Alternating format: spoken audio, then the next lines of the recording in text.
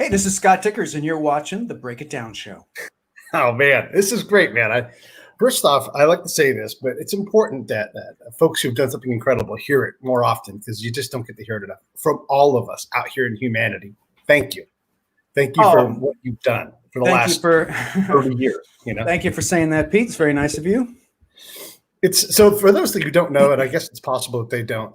You founded the Onion and have written satirical commentary based just entertainment for years. You've written movies, you've written books, you've directed movies, just all kinds of things. You're very, I guess a modern form of Mark Twain, I guess would be fair to say.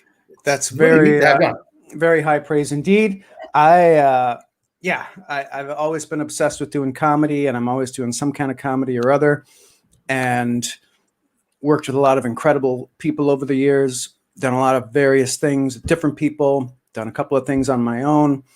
And yeah, I look back and I marvel myself at how did I do all that stuff? I don't know. Yeah. So and there's a lot of information that you've covered about the basics. So I'm going to do my best to not cover any of that stuff because there's just so many great podcasts with you out there. By the way, your podcast is awesome as well. I really thank you. That. Thank you. Did people like Irma Bombeck inspire you? Because we're basically the same age, a couple years difference. That's it. Probably. But did people like her inspire your comedy, or how did you get this voice, this satirical voice? Irma Bombeck absolutely inspired me. My mother used to love her and read from her, but she didn't inspire me in exactly the way that you would think. So I think of her writing as in the conversational style. I break down in my book, How to Write Funny, I break down the spectrum of humor writing, and conversational is kind of in the middle. It's not satirical. It's not even formulaic. And it's not like kid stuff, which is the least sophisticated category. It's in the middle. Mm-hmm. And Dave Barry is another person who uses that style. And I was never a big fan of it. And even as a young kid, I knew that it wasn't very sophisticated. It was very on the nose, which is something that professional comedy writers and script writers always try to avoid. You always want to create some sort of facade for the audience because it's a lot more fun. And so what inspires me typically is work that I think I could do better. Like it's work, and I'm not saying Irma Bombeck is bad. I'm just saying it never really made me laugh, like gut laugh. Mm-hmm. I appreciated it, but I could see how much better writing could be. Same with like Mad Magazine, National Lampoon. And I was too young for the Lampoon's golden age. So I saw it when it was on the wane. And I see that and I'm like, well, I could do something like that. Like I feel like I'm capable of that. When I see work that's just astoundingly good, that kind of like depresses me, and it's like, why bother? Like that person's already out there doing amazing work. I could never touch that. Spy Magazine made me think that. When the Onion first started, they were amazing, and they came about a few years before the Onion, and they were the big national humor publication when the Onion was starting out. And every month we'd get the new Spy, and just our hearts would sink because we knew that the Onion was never going to be as good as Spy. So those sort of things kind of stopped me dead in my tracks. But bad comedy, that lights a fire under me. Yeah, that's a funny way to approach it. Yeah, no, it's just the way I am. I don't know why. It's weird. The other thing I wanted to ask you about too is movies like Raising Arizona had to have hit you in a way that made sense to you, because a lot of people, back when the Coen brothers were just starting out, they were as young as the Onion was, you didn't quite get them because they are a little quirky. They are a little satirical. And I know that they had to have had some kind of touch on what you created. Absolutely. That movie had a big impact on me. It came out the year I graduated from high school, and they grew up in St. Louis Park, Minnesota, where my dad lived. And I spent a lot of time there as a youngster. I never met them. They're a few years older than I am, but I loved that movie. It was so unique and so fresh and so different. Like that was the thing about it. Like, for me, the one essential ingredient in all comedy is surprise. And so when you're doing something that's a cliche, or you're doing something that's in the same format as something we've seen before, you're going to have to work really hard to make it funny. But when you're doing something completely out of the box, when you're breaking the mold, like it was a throwback to like the Preston Sturges movies, you know, of the 40s. It was something that it was like a reinvention of that for the modern age. And it was so energetic and crazy. John Goodman is amazing. William Forsythe is just, oh my God. He's like, I've loved that actor ever since that movie. And obviously Nicolas Cage and why am I spacing on her name? You can do it. Who played Ed. She was in Broadcast News. She was in The Incredibles. I'm totally spacing. You know who I'm talking about. I can't do it either. You can't do it either. Area man's tongue. Name of.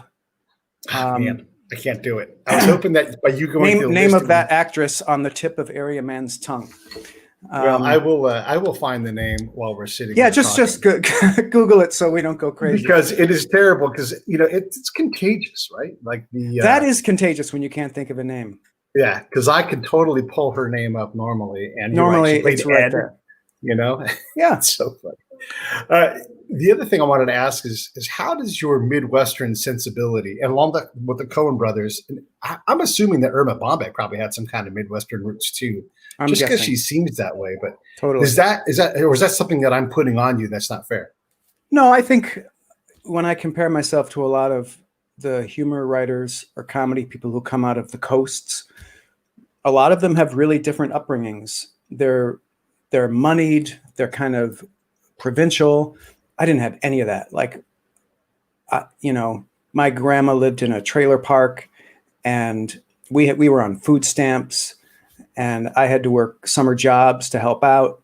So that puts you in a position of wanting to tear down established authority.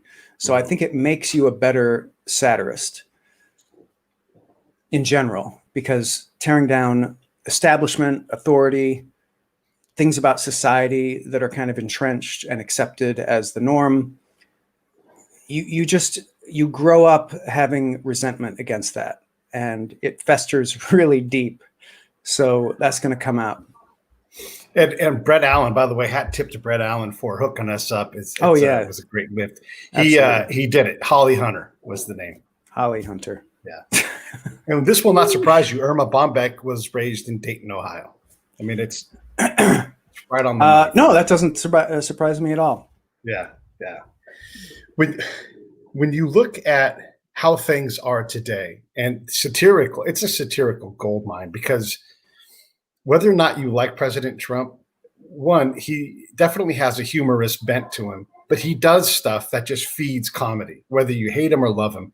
And then the left, as they counter him, are equally ridiculous. And you need a lot of ridiculousness to be able to really, hit home runs, I think, in the satirical field.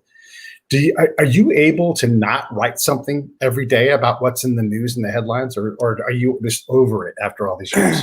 No, I want to do it more. So I'm one of those people who, like, people come to me all the time and say, how can you do satire now? Everything's so absurd. I'm one of those people who has always seen plenty of absurdity in this world. There's stupidity everywhere because people are generally pretty stupid. So you're going to see stupidity on the right. You're going to see it on the left. You're going to see it among rich people and poor people, black people and white people. So I don't work at The Onion anymore, and I don't write satire every day. I do have a humor website called blafo.com where I put stuff, and other people write stuff that I would have put in The Onion had I still worked there, and I just didn't have a place for it. So I was like, all right, I'm making this, I'm putting it up.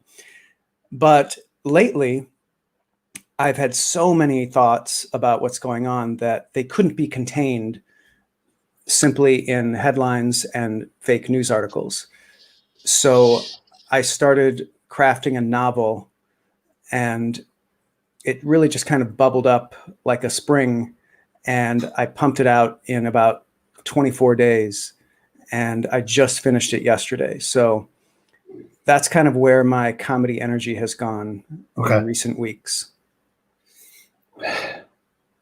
What has happened recently that just makes you smack yourself in the head? I mean, there's so many crazy, ridiculous things. Like, for example, when there's literally a story that says mail-in ballots create a problem because we have all these things, and then the left says, it doesn't handle that, and then the right, God bless the right.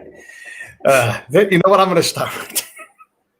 No, I'll answer you. So, it's essentially the theme of my book, and that is my book is kind of a love letter to mankind's greatest achievement, which I believe is science. And it's an admonishment of mankind's greatest weakness, which I believe is religion. And they are in contrast. And the theme of the book is being able to tell the difference between fantasy and reality. Science tells us what's real, and fantasy is fun, but we shouldn't believe it. And there are people in this world now, and this is the thing that drives me craziest, to answer your question, who reject doctors, they reject science, and they won't wear a mask. And so they show up at a big rally and they get sick and they die. And they believe lies. They have no criteria by which to judge what is true. And that's unbelievable to me. Absolutely unbelievable. But we're raised with that, because we're raised with religion, which teaches you to believe things that aren't true, to believe fairy tales and fantasies. And it's harmed us so much throughout history. And I think we would have been fine without it, but we can't help it because we're human. We have an innate need for religion. It's the only way that we can explain the world around us. I read this amazing book a while back called Religion Explained by Pascal Boyer that just totally blew my mind. And I walk around with a lot of his ideas in my head all the time, like hyperactive agent detection, which is just a beautiful theory of evolutionary psychology. But those sorts of things get me thinking. And, I'm one of those annoying sort of holier than thou people who just goes around every day thinking people are stupid. But I feel like I'm also really good at seeing my own stupidity and the stupidity in humanity in general, so I can write about that in a way that doesn't put me on a pedestal and make me feel like I'm better than anyone else, Yeah, that's a great thing. And I want to come back to that. But first, I want to ask about, so we've had a lot of scientists come on. Let me back up even further and say this. I was ruminating on this today as I was getting ready to talk to you and trying to think of some of the satirical ideas, because you and I have I'm not putting myself on your level in terms of success and everything, but I like to take phrases and turn them like the way you describe satire, how it, like it impacts the comfortable and makes comfortable the impacted or whatever. But yeah, right. In terms of facts, right? Here's a fact. And there's just no way out of this box. Science says that tomato is a fruit. Policy or politics says, because the Supreme Court has found on this, that it's a vegetable. Right. And these things can't exist in the same factual world. And well, to be more precise about it, I believe the Reagan administration declared ketchup a vegetable. No, it was earlier than that. There was a Supreme Court decision. Yeah, and it was based on imports, and how they dealt with it. Yeah. Well, to me, to me, that's just a matter of semantics. I don't care what they call a fruit and what they call a vegetable. All I know is tomatoes are delicious. Yes, they are delicious. but it is like it does reveal like how politics can like warp reality and make us do things that don't make sense. And also, language can warp it as well, and semantics. Absolutely. Yeah. We also have this perception that there are single solutions to extremely complex problems. Like for the most part in the U.S. and in many nations around the world, the big problems are solved for the most part. But the harder problems that are multivariate and challenging, they don't respond as well to, I know how to fix this. When politicians, especially legislators, say on day one in office, I'm going to do this. Like, well, do it now. If you're so talented, let's get it done. So and this happens to all of them, but that sense of, I know what to do. And that's why we hire them. They say they know what they're going to do. We believe them, but they lose something along the way because all these other things get saddled to the legislative ideas. And so we get these preposterous outcomes where we had to make a deal and this thing slides in. Compromises. That water everything down to nothing. Yeah. Yeah. Yeah. Um, are comedians good politicians if we gave them a chance, or would you all be terrible at this? Yeah, there was a comedian who ran for mayor somewhere recently, and I can't remember. I don't think it was in America. I think it was somewhere else. Maybe somebody knows that and can send that in. But I believe they are, because especially comedians who do satire, because satirists care. Like, they care about making the world a better place. Okay. Most politicians obviously want it for the power, so they're in it for the totally wrong reason. They get there and they just become totally corrupted by the money, and the last thing they would do is something to help the people. Like, are you aware of that Princeton University study they did recently where they compared public opinion polls about what people want versus what Congress fights for and achieves in terms of law? And it turns out, so shockingly, that Congress is totally at the service of rich corporations, and they'll do whatever they want. The rich corporations get 100% of what they want. The people get average 50-50 chance of getting what they want. And in the last 50 or 60 years, the line has gone like this. They're just bought and paid for, our politicians. So yeah, I feel like a comedian can kind of see through that. Like, I love the political work Jon Stewart is doing right now, fighting for the 9/11 Victims Fund. I mean, the emergency workers, and the movie he just made about money and politics I thought was great. And I love some of the things that John Oliver is doing, where he's calling his audience to action about really, obvious things that people just aren't informed, because the media is just laughably out of touch with anything that's really important. They are not in the informing business. No, they're in the entertainment. They're in the infotainment. Yes. I'd get rid of info. They're just in the entertainment business. And they're also foot servants of our corporate masters, because that's where they get their advertising. They can't piss them off. So, all these news anchors are millionaires. Like, you don't see anybody on major network or cable news who isn't a millionaire. All the pundits, all the hosts. So they're not going to be on there talking about what's good for regular people. They're going to be talking about what's good for them and what's good for their corporate masters, because as soon as they say something against the corporate masters, they're gone. It happens all the time. Yeah. And again, everyone does it. As someone who's got a degree in mass comm and whatever the hell that means, when I watch like a White House press briefing, it doesn't matter who's sitting in the office as president, I'm embarrassed by how bad they are at asking questions. It's always these entertainment focused questions, looking to like the drama, Yeah. Like, I'm a spy. I know all about asking questions. And when you ask a closed question, you're seeking to control the conversation. And that's not your job as a journalist. It's just not. Yeah. I'm going to calm down for a second. Get all lathered up. Okay, so you've written your book. I want to hear more about that, because that's new. Yeah, so I just finished this book. I sent it out to my team of beta readers, and I'm going to be getting notes back tomorrow. Going to make some final tweaks to it and send it off to my agent. It's called The Joke at the End of the World, and it's about a 12-year-old boy from the 1950s who ends up experiencing the apocalypse in the year 2020.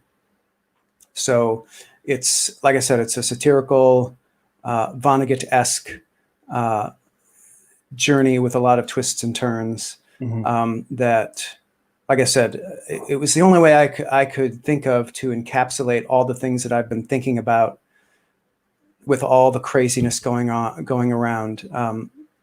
The state of politics, the state of media, climate change, coronavirus, all the stuff, wrapped up into one. We've been living in the apocalypse for the past 30 years, and our leaders have known it, and they don't do anything about it. The book doesn't really touch on that, but it touches on the absurdity of us being in that position right now. Yeah. Yes, it does. The absurdity is going on right now.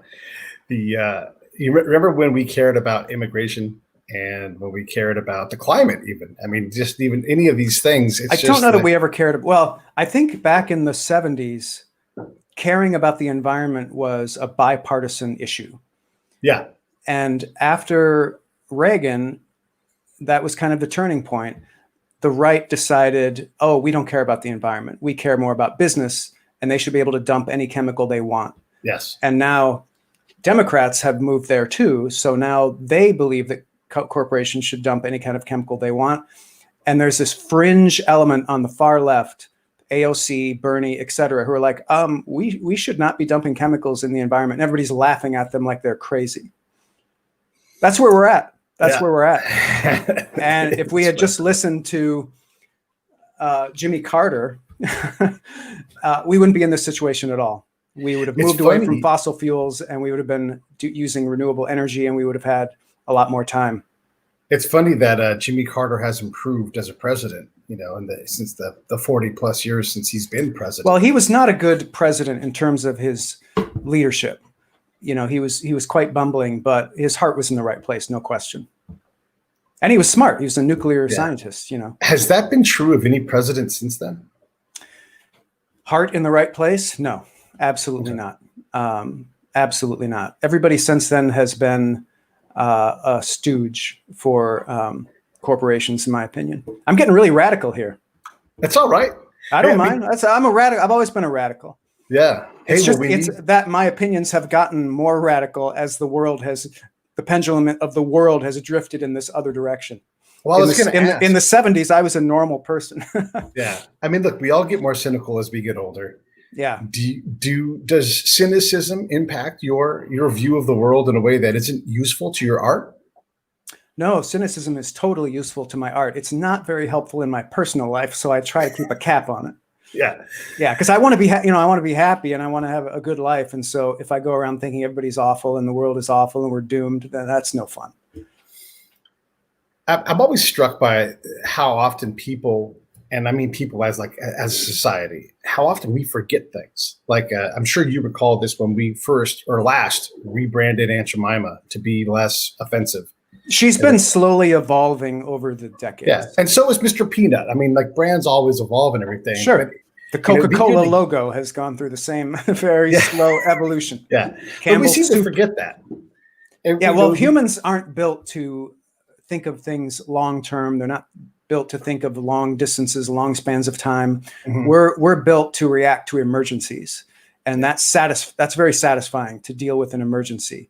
And so a slow issue like climate change is something that, the whole world is literally in denial of that right now. We're in the first stage of grief. So by the time we reach the fifth stage, acceptance can be way too late. Yeah. It also strikes me as funny as a guy that remembers things. I recall when George the Younger, President Obama, and Donald Trump have all said, "I am the greatest president for the environment since Teddy Roosevelt." They always put Teddy Roosevelt out there. Because they've done X more than anybody else has done, whether it's secure land or, create legislation, whatever it is. They all say that. And yet here we are, Yeah. I wish we had another Teddy Roosevelt. That would be amazing. Remember, isn't that funny to remember back when? Could we take it though? Could we take Ted today? Yeah. Well, we need him.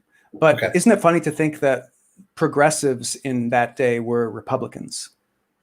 Yeah. I love that. Yeah. How the pendulum has swung. Yeah. How about he also was, he busted up corporations, big trusts. He was a radical leftist by anyone's measure today. Yeah, for sure. But exasperating to the establishment. It was like the whole idea of the bully pulpit was to go out there and fight for people against the powerful. And that has fallen so far out of vogue. I love the quote. It's not a exact quote, but I'll paraphrase the quote.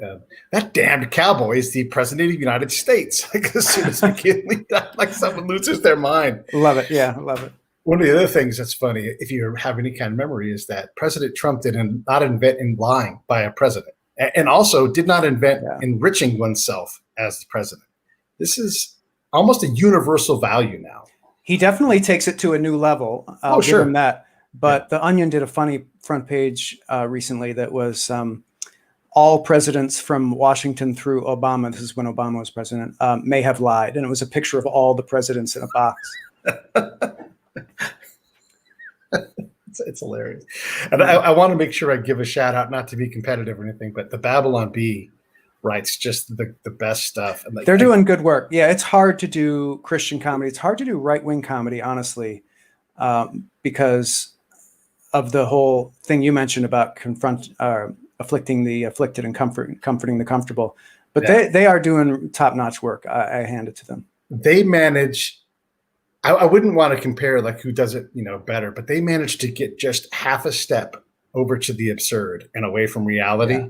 And you and I both know, and both The Onion and Babylon Bee are going to, over the next 5 years, have actual headlines that become reality. I mean, yeah, happens all the time. Yeah, life is absolutely imitating fiction. It's just, yes, it is.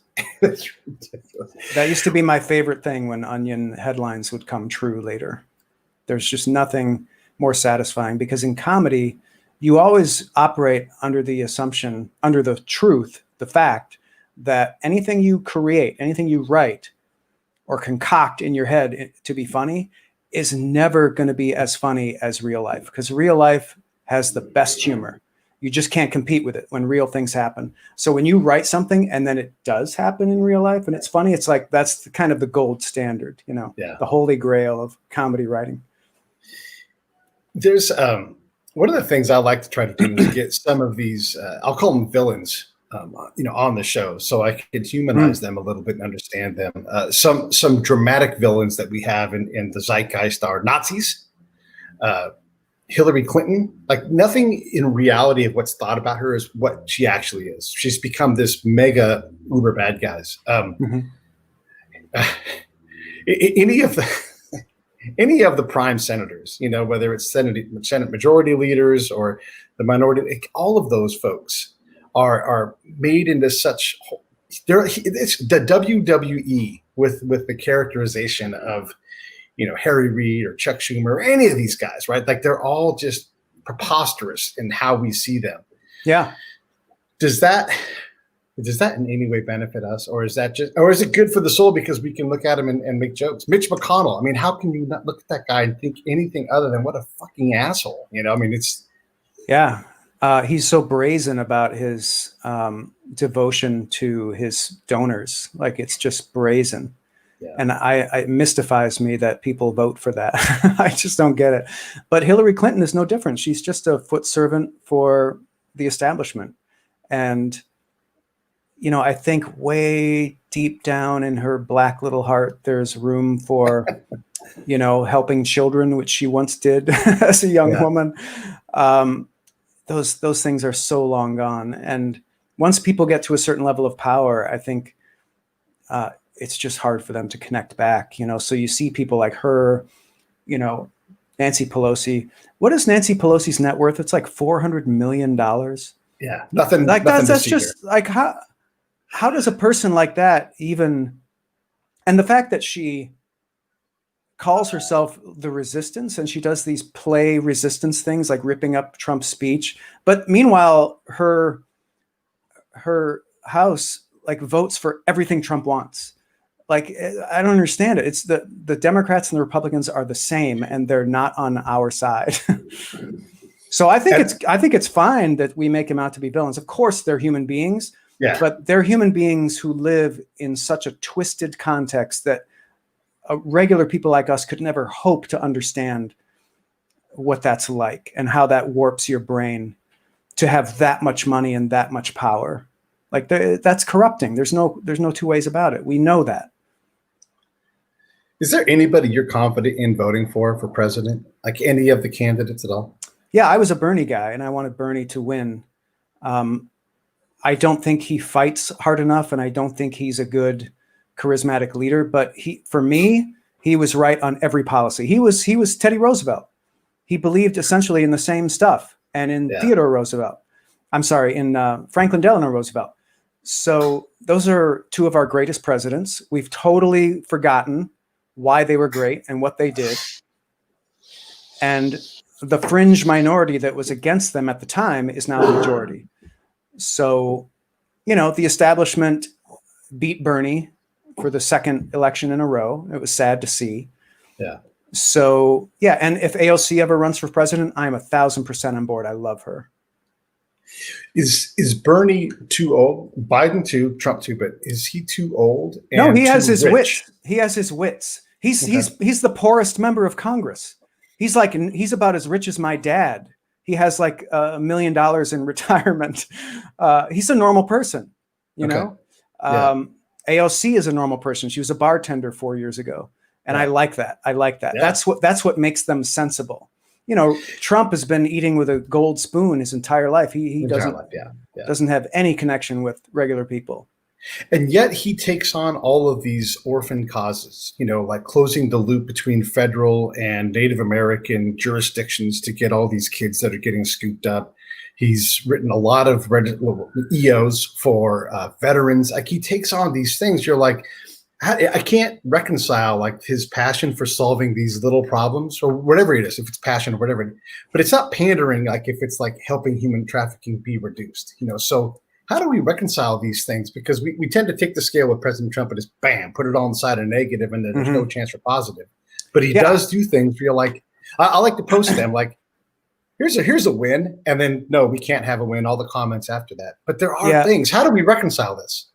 Well, anytime he does something that I agree with, and I think is good, like I give him credit for that. Like, great, okay, wonderful, he did the right thing. He usually does it for the wrong reasons, but that's fine. Let him. I'll take the win.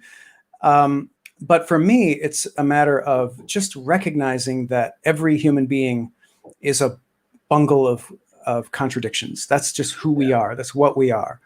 So nobody's all good and all bad. You can go out there and say, well, Martin Luther King was a great leader and he's awesome. And someone will say, yeah, but he raped a bunch of women. And then you can talk about Trump, well, he's a horrible human being who just lies all the time and he's a rich asshole. And then somebody will say, yeah, but he did criminal justice reform or whatever. So that's just how it is. Yeah. Thomas Jefferson, you go back, you name anybody, there's going to be good and bad. And now in the cancel culture, we're trying to completely flush people down the toilet for doing something bad. And I'm against that. I think, and if, to each his own. If you can't listen to a Bill Cosby record anymore, don't listen to a Bill Cosby record. That's fine. But don't take him away from me, because I grew up on his comedy. I love it. And I will acknowledge that he's a terrible human being who did unspeakable things, and he should be in prison for that. But I love his comedy and I love his albums, and he's a master who deserves to be studied for that. If you're going to cancel somebody, you should be able to speak intelligently about the pluses and minuses. You're right. I mean, I could do this with Bill Cosby for a while. I mean, look at the way he blazed trails and established, pathways, clear pathways, not only for blacks to be in front of the camera, but behind the camera. Absolutely. Normalized life in the hood through Fat Albert, and that kind of, like, he did all of these things. Wonderful. And he humanized black people for a lot of white people who didn't know any black people. He did so much for civil rights and the Black Power movement in the 70s. He was at the cusp of that. There's no question about it. Yeah. And even like, obviously the Cosbys was enormously important. Huge, to the country. Huge. Yeah. But also the show after that, which I can't think of the name of it, that had nothing. I think it was. No. The one with the college kids when they all go to Spelman. Oh, it was Space. A Different World. Yeah, A Different World. Thank you. Yeah. And it truly was a different world. That is not, like at the same time, you probably had the kids from Save the Bell going through college as well, or within a year or two of each other. Right. And those are different worlds completely. To see black kids living in a black, college and doing all these things. Pitch that show, to the corporate execs, and only Bill Cosby could do that 30 years ago. It's true. It's true. And another thing in Bill Cosby's defense, and of course we don't defend rape and drugging women, but he also took black entertainers and said, this is how you manage your money. And one of the greatest success stories is Ray Parker Jr., because he laid it out. He's like, this much for investment, this much for taxes, this much for spending. I didn't know he did that. That's great. And he did that for all kinds of people, like because again, they wouldn't know it necessarily coming from. Yeah, they came from generational poverty, a lot of black people. So Chris Rock does a great routine on that, where he talks about the difference between being rich and being wealthy. Yes. That's a wonderful bit. That a lot of black people who get new money, you know, they blow it all on a boat. We all, you know, white new money person's across do the same board. thing. Yeah. Anybody gets new money, they're going to be in trouble. Yeah, it's if you cancel Bill Cosby, you don't see the value in that. And I definitely see the value in that. You know, of course, you don't want to approve, you know, the exploitation of women in any way, but yeah, you can't just cancel that. And when I go to DC and I sit or stand at the Jefferson Memorial and I read his words, and then you put slavery on the scale with it, it is a motherfucker to deal with, you know, mentally. Yeah, you really have to. And then the thing I want to add to this, and then I'll throw it over to you, is how am I doing the same thing today? Like, where am I incongruent? In exactly. Well, I'll give you one area that I touch on in my novel, because I think we can look back on that day and say, how did those people reconcile all their talk of freedom while they have slaves? And I think from all the writings, we know that Jefferson was tortured internally about that, but it was too radical in his day to come out and say that. So what today, the equivalent is that we all still have slaves, but they're overseas and we don't see them. And we have a middleman who are all the corporations who employ them. And we enjoy the cell phone batteries that they make and so forth. And we're happy with that. We're okay with that. And I hope there's some future day when we look back and say, oh my God, just the way we look back on slavery in the South in America and are horrified by how people could have lived with that. Because children are working till they drop in factories overseas for very little money. And we're benefiting from that every day. Not to mention all of the extraction of the mining, and doing all the mining, absolutely. And I mean the garbage mining too, where they're burning rubber off of wire and extracting, you know, the chemicals and you know, we're not doing that here. Exactly. No, but we'll happily go to some country where they don't regulate that and nab that stuff, no problem.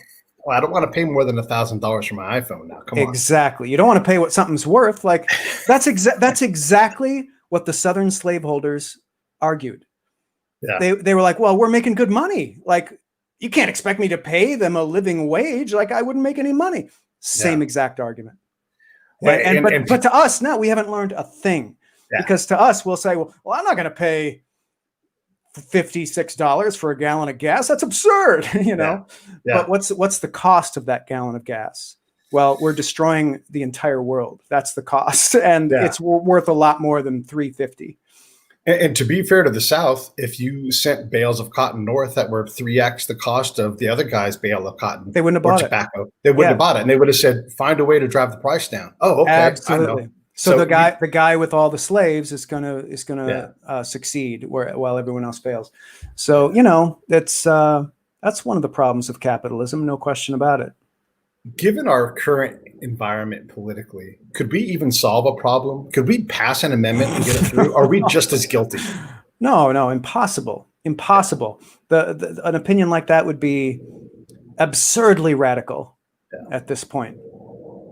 And I would submit too that folks like Jefferson or Washington, they were willing to and recognize the evil of slavery and were prepared to release, you know, the slaves upon their death. But I would imagine that it was politically too dangerous. You know, I mean, the country's just starting, you know, it's like to make that radical step to say, I'm freeing all of them. It wasn't possible to do because they had to look after their own livelihood and the nation may not have survived it. You know, we only barely got 13 together to agree. And that involves some real trickery, you know? It's true. It's absolutely true. So we're in the same boat. Nothing has changed.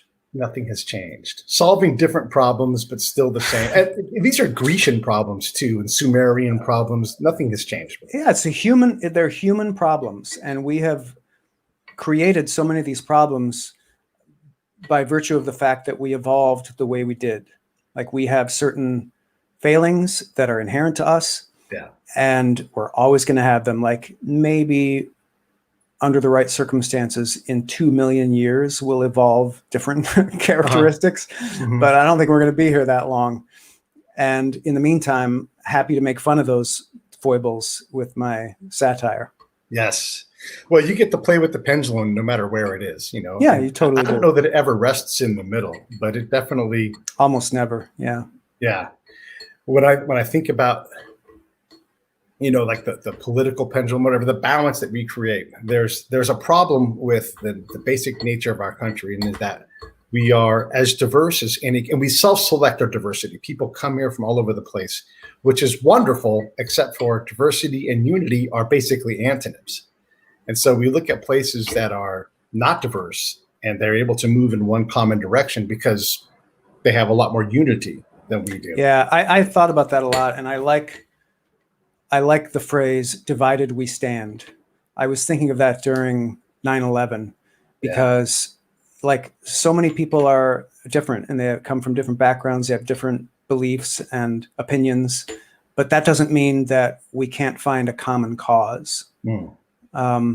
But humans aren't built that way. We're just not. We're very tribal, and even if we can intellectually see that we have a common cause, our deepest emotions are going to want to fight with the other tribe. And so we're always going to be justifying that behavior. My experience overseas, you know, talking to locals in non-permissive, dangerous places, informs me that all people have some common values. One of them is that everybody hates cancer. Everybody wants something better for their kids, you know, and everybody's just trying to get through the day. They're trying to survive. Where did you go? What's that? Oh, I've been to Afghanistan, Iraq, and I went off the camp all the time and interacted with the locals. So I got to see, you know, what normal is for them. And then I would deliver that normalcy back to the US, we'll say. And then vice versa. I would take what the US had and was trying to do and try to deliver that in a way that the locals could understand it. And that was sort of my form of spying. It doesn't sound very sexy. I found out about bombs and stuff, but the really important work was that communication of trans reality. Sure. That sounds fascinating. Yeah, it was fascinating. But so would you add any universal values to that? Like we all hate cancer. What can we add in just globally? I mean, obviously we can't agree on climate change. Universal values. One of the ones that I see is that this is going to sound so corny, but it's totally true. We love each other. Like, we're social creatures. And the only difference between some people and other people, people who hate more versus people who love more, is the radius of who they consider their people. So what this world needs is we need to expand that radius to include the entire world. We need to think of ourselves as one race of people, human beings, because problems like climate change, problems like, God forbid, an asteroid starts hurtling to the Earth. Like, how are we gonna stop that? I give us no chance of working together to solve that problem based on how we've dealt with climate change. So, like, those are the real challenges, and all the other challenges disappear as soon as you start to think of us as one people. You don't have wars anymore. You don't have immigration problems anymore. You don't have poverty anymore. And it's just a matter of expanding our sphere of who we consider to be our people, our tribe. And that's just an intellectual switch that people can turn. And I don't know why people can't do it. I guess I was just raised to be a total bleeding heart liberal by my parents, and to see all human beings as they were Christian. They were liberal Christians. So they were in the American Baptist Church, and they taught that Jesus said, "Love your neighbor as yourself," and your neighbor equals any other person. Be kind to strangers. Pray for those who hurt you. You know, just the whole thing. All of those sappy liberal messages of Jesus that we have conveniently shuffled under the rug. And we're never going to get there because we just don't have the will, I don't think, as a people. When we were kids, we were really working on, as a society here in the U.S., the elimination of color from our decision set. Like it doesn't matter what color you are. And that's sort of the libertarian in me. I don't care what orientation you are, how you define your gender. I just care that you're a good person. You're trying to pull your own weight. And if you're able to pull your own weight, you're helping somebody else who can't get there. Just like in general, contribute to your society. But we seem to be and I know the pendulum will swing back, but we seem to be really ready to dismiss people, to not collaborate. I hear a lot of people, because I talk to everybody. I talk to folks on the right, the left, and the middle. And too many folks want it to be everything red or everything blue, when really we need a balance in all of these things to get somewhere. Yeah, the real dichotomy is not between red and blue. It's not between right and left in this country and in this world. The real dichotomy is between the rich and powerful and everyone else. And the rich and powerful make up a tiny percentage of the world's population. Yeah. Everyone else is 99% of the world's population. And they generally agree on a lot of things. But the rich and powerful are rich and they're powerful. So they can prop up entire structures and entire governments and entire countries to further their aims, to make it look like it's an even 50-50 balance. They can propagandize and convince gullible people that what they want and what's good for them is also good for those people. So I think a lot of people have been duped by that. And that unfortunately, that's the situation that we're in. When we talk about the 1%, I always encourage people to scope the camera back and look at where the 1% really is. And, it's truly all of us here in the U.S., as we are talking about earlier. We are, the U.S. among the world's population are in the 1%, no question. Yeah. I mean, my example is always we poop into potable water, Yeah. And then flush it, and then don't give that waste another thought, unless it backs up, and then all of a sudden we call a plumber because that waste needs to go somewhere else. That is the epitome of decadence and luxury, throughout the world. Yeah. Well, I want to respond to what you're saying about like seeing a colorless world, because it's funny, when I grew up, my grandmother had that opinion, and my parents had a different opinion. My parents' opinion was that we're not ready for a colorless world because that ignores the context that, for example, in this country, Black people live in. They are dealing with generational poverty. They're dealing with the fact that for some of them, only 2 generations earlier, they were slaves. So those people have a harder time. Oh my God, listen to me, those people. Poor people with generational poverty, people in dire circumstances have to work harder. And when there's prejudice against them in the larger culture, they have to work harder.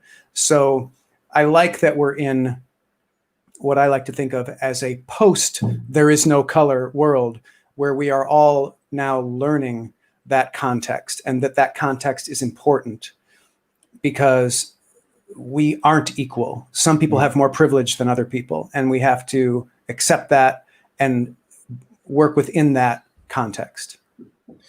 But yeah, ideally, one day we're in a world where human beings are in the same context, and we kind of treat everybody the same and give everybody the same opportunity. I just don't think we're capable of that based on our history at this point. Is America a good place? Well, I think we're incredibly lucky to be living in this place, given all the places that we could be living now or in the past. So it's good for us. It gives us tremendous privilege. I think it could be doing a lot more good in the world. It could be a lot more of a leader on things that really matter. But I'm not a patriot. I don't think in terms of patriotism. I think it's a childish, silly thing to think that like, rah, my country. I've never been one of those people. All I care is the policy good? Is it helping people? And are we moving forward as a species? And I think we could be doing a lot better. Like, you know, that dichotomy, like the love it or leave it versus I love it, that's why I want to fix it. Yeah. And then are we getting better? I mean, when you look back 40 years, Yeah, 80 I years, think 100 years? in some ways we're getting better, Okay. and in other ways we're getting worse. That's probably how it's always going to be. You know? Yeah, and everything's a balance here, right? Like we always have to balance, we want businesses to succeed so that people do get wealthy and that they invest back into the community, whether it's through jobs or, I mean, look at the Getty, for crying out loud. That museum is incredible. The government couldn't do that. And if they did, it would suck. It would be shitty, That we do need the pendulum to swing back, though, so that the disparity is not so insane at this point. Like you got to give the rest of the people a little bit of a leg up. It's just swung way too far. Yeah. In the direction of the wealthy and away from, like, I feel like in the last 100 years, there are more social services, more of a social safety net, which people appreciate and like. We need more of that. And I know that's not a very popular political opinion, but it's what we need. Like those things are good. I struggle with the isolationist in me, fighting with the hawk in me, who tries to eat the dove in me. Like I've got this triple problem, and I'll use Syria as an example. Because just 24 months ago or so, there was human atrocities going on there. If we do the same thing in China, all over the world, we can find these things, and we hate seeing babies getting blown up on TV. We hate it. And we want to act like we care about it, but we don't actually act like we care about it. Right. I struggle with these things. Like, is it our business to be in the Civil War? We tend to make those things worse. Lately, what are your thoughts? Like, how do we wrestle with the hawk dove isolationist aspects of our own personal lives? Yeah, well, another incredibly unpopular political opinion that I have is that we need to be moving toward one world government. I liked the idea of the League of Nations. I like the idea of the UN. It doesn't work because too many people don't take it seriously. They don't recognize its power. But if the UN was powerful, things like Syria wouldn't happen. There wouldn't be as much agony and torture and destitution in other countries as there is if we. Again, because the idea of the UN is thinking of the entire human race as one tribe. And that's where we need to go. I don't like nationalism at all. I think it's really stupid. What's the point? Like literally, what's the point of that? Yeah. All it does is, if you want to maintain your privilege, makes a lot of sense. But that's not my goal. My goal is to make sure that no one is so unprivileged that they have to resort to the horrors that we see in the world. When you realize that Raqqa and Rome are separated by 1,000 miles, and so is Chicago and Denver, it's crazy. That's crazy. It's crazy to know that's what poverty. And look, you just go another couple hundred miles further. Don't even go all the way to San Francisco, and you're in Asia Minor, where the world's a completely different place. Yeah. So can we find a world where, and that's also like, okay, we're looking at Wilson, League of Nations. And then again, the scale on that guy is like, I look at the bad side of Wilson, and it's just, he's practically a Klansman, Yeah, it's insane. So how do we get to these things? Because just yesterday we were talking about caring for the ocean, and the ocean is part of a global system because you have, the terra, the water, and then the atmosphere, and managing that and getting resources to that, China has to manage its exploding middle class, has to provision them with things, and that includes air conditioning and cars and fish. And there's just not enough resources to continue. India, same thing on a slightly smaller scale, but still way bigger than us. How do we manage these things globally? How do we look at, emerging nations and say, no, you don't get to have all the stuff that we have? Yeah, that's tough. Obviously, that's really tough. If we had taken Wilson's proposal seriously, we wouldn't have been in this situation. Obviously, we can't go back in time, but so many of these depleted resources are a result of the last 100 years. And that was the right time to start thinking about world government.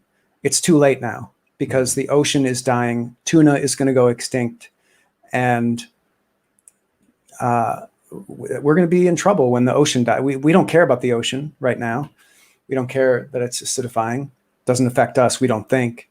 But wait till the polar ice caps melt, and then a lot of people are going to care. So, I hate to be a doomer about it, but we're doomed. Well, it's certainly a possible outcome that we're not doing much about. There are a lot of businesses and universities working on solving these problems at the micro level, and we need all of that to happen to hopefully have a couple. Yeah, if I was a scientist and if that was my calling, I'd be working tirelessly just to try to come up with some sort of technological solution to some of this stuff. It feels very daunting. I can't remember the name of the essay. It's a great essay. I'm not going to remember the title. Maybe you will, or maybe someone watching will send it in. But it was an essay in which an alien race had photographed the Earth starting from when it was formed to the present. And it was such a long movie, they played it in fast speed and they made it last 1 year. Yeah. So for the first few months, it was just molten lava sloshing around. And for the months after that, it was like terraforming happening. Human beings showed up half an hour before midnight, December 31st. Right. And then in the next few minutes and seconds, the entire topsoil of the earth was destroyed. More species than ever in the history of the planet went extinct. And the population exploded. And when you look at it on that time scale, you realize what a literal ticking time bomb we are. It makes you really pity those poor scientists. And again, I would be doing that if I had any mind for mathematics and science, and I had gone into that instead of comedy. Because what else can you do? You've got to try. But it's throwing 1 ounce bags of sand off the Titanic. Yeah, I mean, it's a lot to be said about looking at it like that. And as we try to chase these solutions in the ocean and everything else, and we have had a bunch of these people on the show, and it's remarkable. Finless Foods is trying to figure out how to print fish in a warehouse, and that would alleviate our need to fish, and then quickly the ocean would recover in terms of in that one little aspect of the species that are endangered.